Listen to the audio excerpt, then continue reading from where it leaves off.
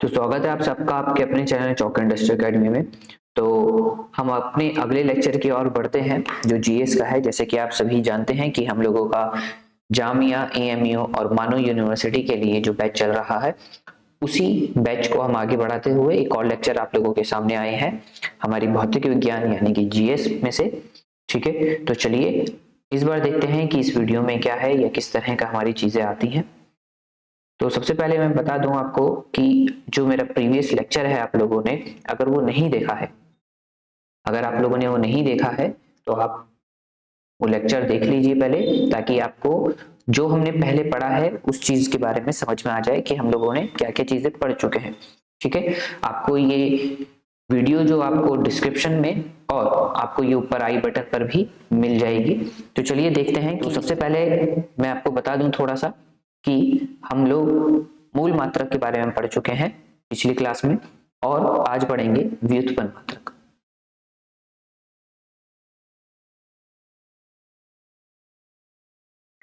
व्युत्पन्न मात्रक, ठीक है। व्युत्पन्न मात्रक, देखिए मैंने पहले भी आप लोगों को बताया था कि जो मात्रक होते हैं वो दो प्रकार के होते हैं, मूल मात्रक और व्युत्पन्न मात्रक।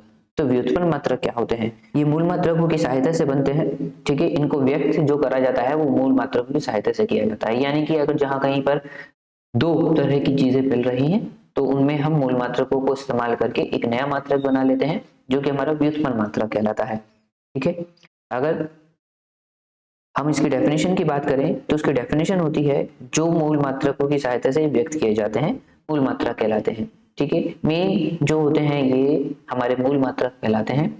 ठीक है, और उन्हीं की सहायता से हम इसको मात बना लेते हैं।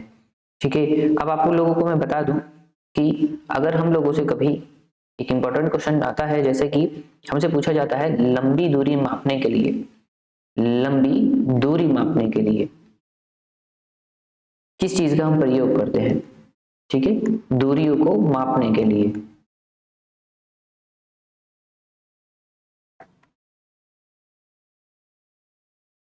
लंबी दूरी को मापने के लिए हम किस चीज का प्रयोग करते हैं? जैसे कि आप सभी ने अपने 10th क्लास में पढ़ा होगा एक चीज, प्रकाश वर्ष यानी कि लाइट ईयर्स। ठीक है, तो ये इस तरह की चीज होती है कि जो बहुत ज्यादा लंबी दूरियां होती हैं उसको नापने के लिए हम प्रकाश वर्ष, एक यूनिट, एक इकाई का इस्तेमाल करते हैं। ठीक है, तो ये क्या होगा? मात्रक होगा। और किसका मात्रक होगा? दूरी का। ये दूरी का मात्रक होगा। ठीक है, ये एक इकाई की तरह यूज करा जाता है।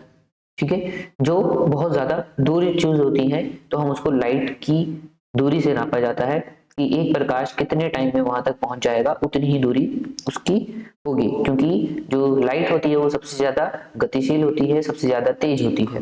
ठीक है, अगर हम बात करें प्रकाश वर्ष को मीटर में बदलने की, तो ये होता है एक प्रकाश वर्ष, एक प्रकाश वर्ष आपका 9.846 इंटू 10 की पावर 15 मीटर। ठीक है, ये इस चीज में आता है आपका कि एक प्रकाश वर्ष जो होता है वो इतने मीटर होता है। ठीक है, दूसरी चीज जो आती है इसमें वो ये आती है कि सबसे बड़ी इकाई क्या होती है?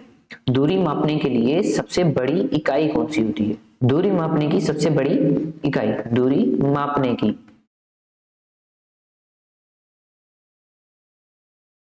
सबसे बड़ी इकाई। ठीक है, यहां पर ये इकाई पूछ रहा है। ठीक है, तो जो इकाई होती है वो होती है हमारी पारसेक। सबसे बड़ी इकाई जो होती है वो पारसेक ही होती है।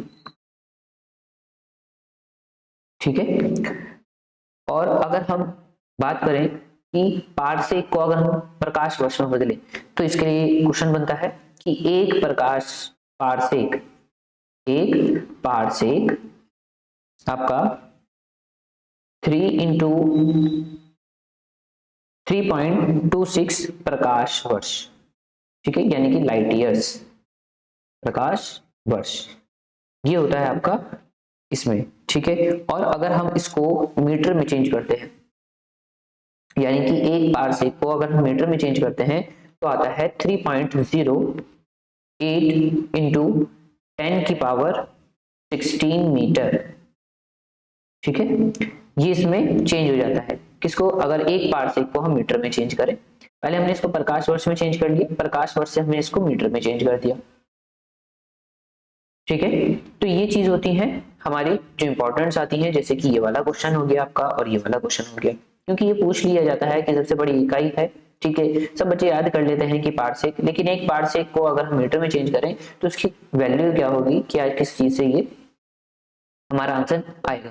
तो ये सब चीजें आती है हमारी, ठीक। अगर हम बात करें फोर्स की, जो कि जैसे कि मैंने अपने प्रीवियस वीडियो में आप लोगों को बताया था कि दो तरह की पद्धति होती थी, यूनिट्स होती थी, इंटरनेशनल होती थी एक, और एक एमकेएस और एक सीजीएस होती थी, ठीक है। कई बार क्वेश्चन ये देखा गया है कि जो हम लोगों का सीजीएस पद्धति में मात्रक होता है, ठीक है। तो हम इसको देख लेते हैं ये किस तरह का है। जो फोर्स होती है उसका अगर हम सीजीएस में मात्रक देखें, सीजीएस, ये भी पद्धति होती है जिसके मैं बारे में आप लोगों को बता चुका हूं, ठीक है। तो इसमें बल यानी कि फोर्स का जो मात्रक होता है, ठीक है, फोर्स का मात्रक पूछ लिया जाता है, तो इसका फोर्स का मात्रक होता है डाइन, ठीक है, ये भी पूछा जाता है। और अगर हम इसको बात करें कि इसका एसआई में क्या मात्रक होता है, किसमें, एसआई में बल का मात्रक, तो उसमें होता है न्यूटन, ठीक है। क्योंकि आप लोगों को पता होगा कि जो न्यूटन थे उन्होंने ही बल की डेफिनेशन दी थी अपनी एक बुक में। ये कह सकते हैं जो गति का द्वितीय नियम है या प्रथम नियम है, उसी में उन्होंने बल की डेफिनेशन भी दी है, ठीक है। इसके बारे में हम लोग आगे जानेंगे कि क्या चीजें हैं, लेकिन इन दोनों के बीच में एक कंपैरिजन होता है कि एक न्यूटन को अगर हम डाइन में बदलें तो कितनी वैल्यू होगी। तो एक न्यूटन की वैल्यू होती है 10 की पावर 5 डाइन, ठीक है। ये होता है हम लोगों का इसका कंपैरिजन कि एक न्यूटन में 10 की पावर 5 डाइन होते हैं।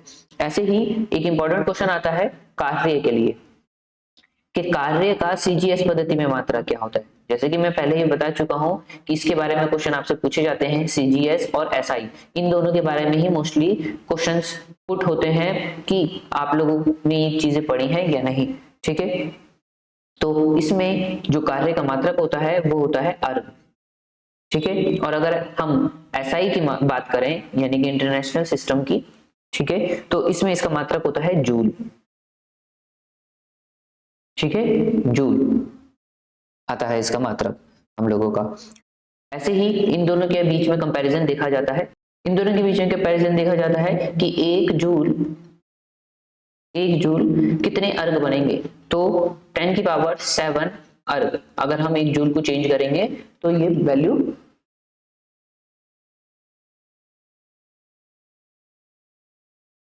वैल्यू इस तरह से बदल जाएगी।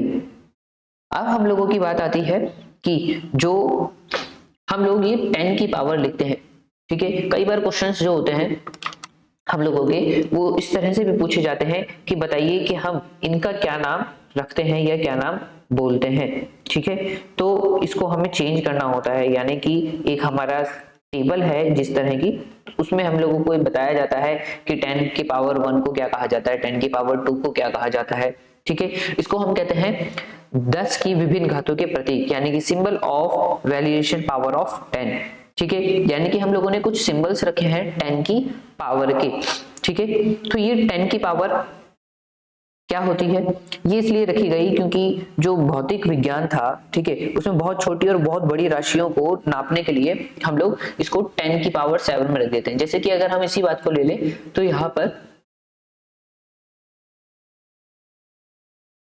जो 10 की पावर है वो 7 है, ठीक है, 7 है, यानी कि यहाँ पर जो 0 है वो यहाँ पर वैल्यू 70 की वैल्यू है, ठीक है। इतनी बड़ी राशि को हमने एक छोटे से वर्ड में करके लिख दिया, ठीक है। इसी चीज को व्यक्त करने के लिए हम लोगों ने कुछ नाम और संकेत बना दिए, यानी कि एक उनके सिंबल्स बना दिए हम लोगों ने कि जो भी चीज आएंगी अगर हम उसकी जगह ए लिख दें, बी लिख दें, ऐसी लिख दें तो ऑटोमेटिकली हम लोग उसको समझ जाएं कि 10 की पावर 7 है या 5 है, ठीक है।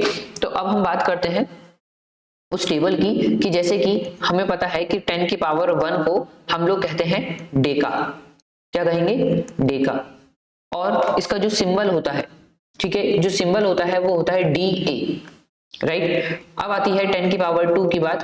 10 की पावर 2 को हम कहते हैं हेक्टो, हम कहते हैं हेक्टो, ठीक है। और जो होता है हमारा इसका सिंबल वो होता है स्मॉल के H, राइट। अब आता है 10 की पावर 3 की बात। 10 की पावर 3 जो होती है उसको हम कहते हैं किलो, ठीक है। ये किलो हमारा कौन सा होता है? ये केजी वाला नहीं है, इसलिए इसका सिंबल भी अलग होगा। तो इसका जो सिंबल होता है वो होता है स्मॉल के, ठीक है। उसके बाद आते हैं इस लिस्ट में हम लोगों के पास 10 की पावर 6, ठीक है। उसके बाद हम इसका जो हमने सिंबल रखा या कह सकते हैं इसका माल रखा, वो रखा हमने मेगा, ठीक है। जो मेगा था उसको हमने रखा यहाँ पर M से, कैपिटल M से, ठीक है। अब आता है 10 की पावर 9 की वैल्यू। 10 की पावर 9 को हमने बोला गीगा, ठीक है। देखिए इंग्लिश में भी ऐसे लिखे जाते हैं और हिंदी में भी ऐसे ही लिखे जाते हैं, ठीक है। इसके हमने जो संकेत रखा या सिंबल रखा वो रखा कैपिटल G, ठीक है। इसके बाद रखा हमने 10 की पावर 12 का सिंबल, ठीक है। इसको कहा जाता है टेरा, ठीक है। इसको हमने रखा कैपिटल T से। ऐसे ही हम लोगों ने रखा 10 की पावर 15, इसका नाम रखा हम लोगों ने पेंटा, ठीक है। इसको हमने सिंबल बनाया कैपिटल P का। और हमारा लास्ट 10 की पावर 18, इसका हमने रखा एक्सा, ठीक है। इसको रखा हमने एक्सा।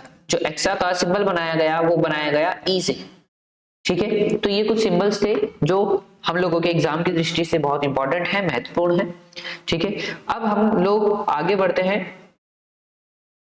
एक ऐसे चीज पर जो अभी हमने थोड़ी देर पहले पढ़ी, यानी कि न्यूटन्स पे, ठीक है। तो हमारा जो नया लेक्चर है वो होगा गति के ऊपर, जो कि आप लोगों को जल्द ही हम लोगों के चैनल पे मिलेगा। तो आप लोग हम लोगों से इसी तरह से जुड़े रहिए, बने रहिए और देखते रहिए चॉक एंड डस्टर एकेडमी।